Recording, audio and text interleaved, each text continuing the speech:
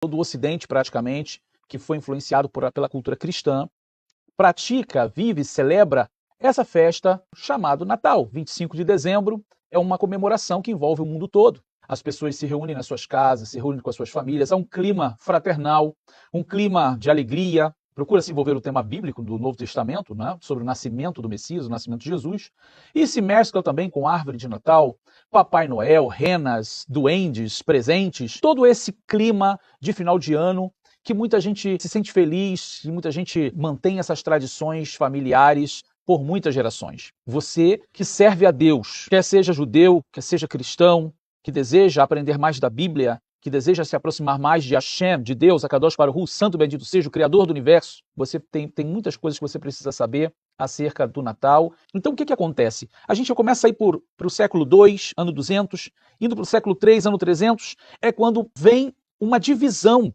de judaísmo, de fato, e cristianismo. Ali no século III, onde o imperador de Roma agora passa a crer em Jesus como Messias, por causa de uma vitória que ele tem numa guerra, com o símbolo da cruz, Constantino.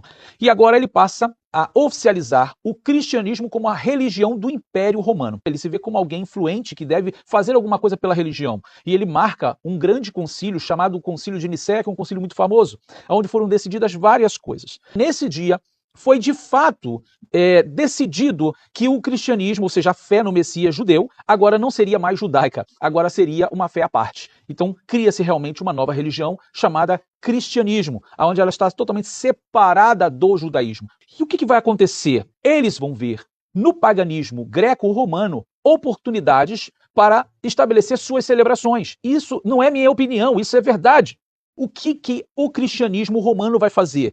Ele vai pegar essas festas, essas celebrações e cristianizar. Até hoje a Igreja Católica, ela sustenta essa verdade. Ou seja, ela não tem vergonha de dizer e ela não entende que isso é errado. Ela sente orgulho de dizer, tá vendo essa festa pagã aqui? Nós cristianizamos ela. Nós pegamos a mesma data, algumas características do mesmo costume e nós celebramos hoje com um tema cristão.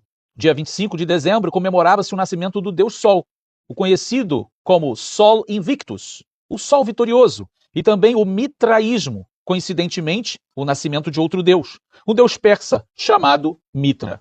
Então veja, data 25 de dezembro, ela não é uma data aleatória. Os romanos e também os persas celebravam no dia 25 o nascimento do deus Sol, ou seja, primeiro os romanos e os persas a Mitra no dia 25 de dezembro. Mas por que você está falando isso? Né? O Natal é uma coisa tão boa, o Natal é uma festa tão especial. Celebramos o nascimento de Jesus. Jesus não nasceu 25 de dezembro. Outra pessoa nasceu em 25 de dezembro. E isso é história, isso é real o que estamos falando aqui. Tá? Então o que a igreja fez? Se já antes se celebrava o nascimento do Deus Sol, o Sol vitorioso, e Yeshua é considerado, Jesus, o Sol da justiça, então está a harmonia perfeita. Vamos continuar celebrando o nascimento do Deus Sol, o nascimento do Deus Jesus, ok? Isso aqui não tem nada a ver com o povo judeu, ou seja, não tem nenhum judeu fazendo isso aqui. Isso aqui são romanos fazendo. Saturnália comemora o dia mais curto do ano e o nascimento do Deus Sol, que é justamente o que nós chamamos de solstícios. Temos o solstício de verão e o solstício de inverno. É importante dizermos que as Saturnálias, essas festividades, essas comemorações, elas envolviam celebração aos deuses, com sacrifícios de animais, sacrifícios de vegetais, oferendas, e também urgias. Então era uma coisa totalmente atrelada à impureza espiritual. O Natal foi estabelecido por meio da Igreja Católica Romana e que ela o recebeu do paganismo. Porém, qual foi a sua verdadeira origem?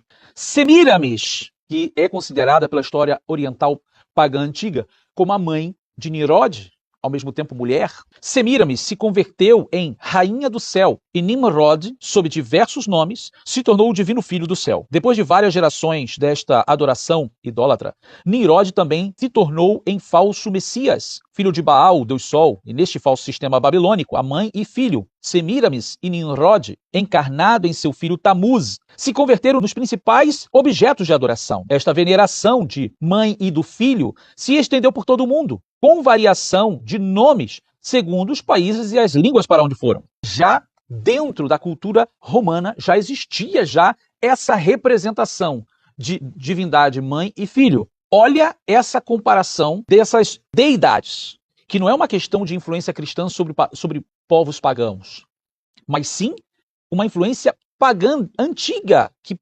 reflete aos dias de hoje.